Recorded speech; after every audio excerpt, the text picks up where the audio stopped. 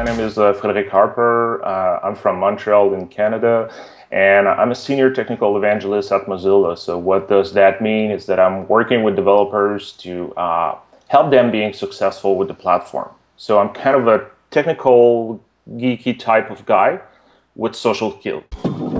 There's probably two things. The first one would be to put myself first. So it may sound a little bit narcissistic or egocentric, but at the end, it's like when we think about working, we are putting so many hours at work, more than with families and friends, and we're at the office nearly 40 hours per week, sometimes more, sometimes less. If you don't put yourself first, if you don't like what you do, if you're not happy with what you do, that does not gonna make sense. So at some point, if it's not working anymore, just think about yourself. Of course, think about the rest of the people, the rest of your team, the rest of the company. But if you think about yourself first, that may help you to maybe have a better conversation with your manager, move to a new team, or even just leave the job, quit, and find something that will be better for you. And it's probably why I'm where I am right now and really happy about what I'm doing day to day for a living. And I would say that the second thing, as I said, it's not totally a tough choice. It's more about something that I realized is getting out of my comfort zone. Sometimes you need to do stuff that you're not comfortable with. And I'm not talking about doing stuff at work that you don't like to do. At some point, of course, you're getting paid to do something. Sometimes you're going to have to do things that does not make sense for you. If it's always the case, this is another story. But when I say getting out of your comfort zone, it is trying to be sometimes just bold, or sometimes if you have an interest in a new part of your industry, in a new type of job, don't be afraid to ask questions. Don't be afraid to meet people. If you're not happy anymore with your job, it's what I did for my previous job. I was not happy anymore, and I said, okay, I quit. And people were like, oh, you're crazy. You got a beautiful job. It's amazing. You got a good paycheck. What are you doing? And I just decided to quit. And I got great offers. I used my network, and I got a job that I like even more today. They need to change their way of seeing works. And I mean by that, stop taking 8 to 5 as a good metric for success. It may work when you work in a grocery store. It may work when you need to be somewhere at some point. But if you think about creative job, if you think about the job where we pay for the brain of people, we don't pay for manual skills, we pay for the brain.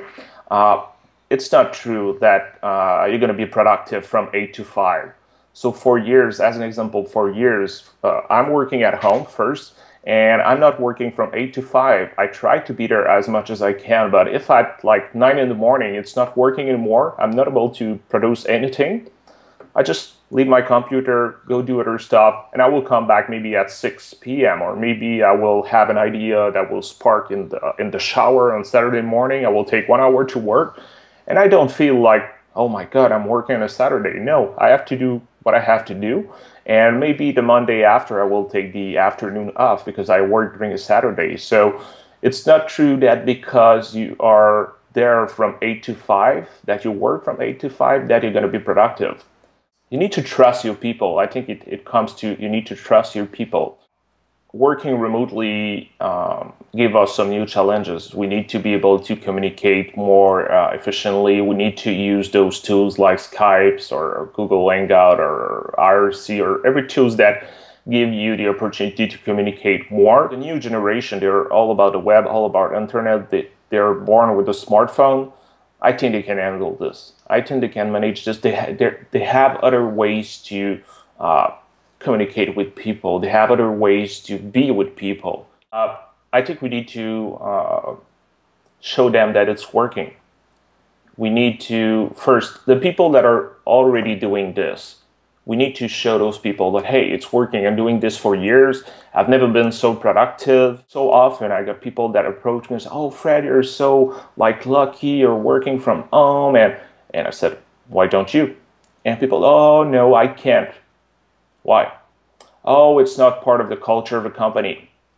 So why not have a discussion with your manager? I'm not saying like you should change all the company, but why not have a conversation with your manager and say, hey, I would like to work from home and I can start like 1 day a month or 1 day a week or half a day every 2 weeks. Like there is a way to do those kind of baby steps to show them that, hey, you can trust me. And worst case, if it's not working, like if I'm really not productive when I work at home, you lost maybe half a day and you know it's not working with me.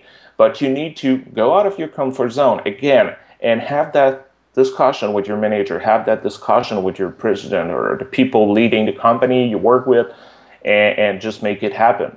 And as I said, go with some baby steps. And I think that like by doing so people that want to be in that new world of remote working, by doing so, trying together, that will help those people to understand that no, it's not just about freelancer or those like super people that got those really nice jobs that can work at home. No, it's something, it's a reality, and there is many people that want to do those kind of things, and it's working. I would say trust your people, because you're not going to be able to change that 8 to 5 behavior. You're not going to be able to think about remote working if you don't trust your people. So if you don't trust them, don't hire them. And I know it's not easy to hire someone because you don't know them. You trust your like the paper, the resume, the CV. You trust what they told you. But after 2 months, 3 months, 6 months, if you still can trust them, sorry, like next employee, you need to have a team that you trust. So I would say it's the first thing I learned when I was managing people, when I was creating like nonprofit organization, when I was doing those events. It's you really need to trust your people. Don't live in the past. Embrace the new generation habits. Like think about bring your own device. Like those people, even myself, when I go at work, I want my own device. I have my smartphone. Everything is already set up for me. Everything is there. It's way better for me to just have my business email on my actual smartphone. Think about social media. People, they always want to be connected on the internet. They always want to be connected with other people using social media, using the web. So think about it. Yes, your employee will use sometimes during the day to go on Facebook and go on Twitter and share something with their friends or just see what's happening. But I think it's part of the world we're living right now. So think about this. People, they don't want to work for working anymore. They just want to do amazing stuff. They all want to be a rock star. They all want to work on like the coolest project ever. Make it happen. Like do cool projects, work on amazing application, on nice business cases. And by doing so, by having those really good challenges for those people, you will attract that generation. You will attract those people, those rock stars. I hope that people will finally be happy at work. There's so many people that are not happy, so many people that don't like what they're doing for a living.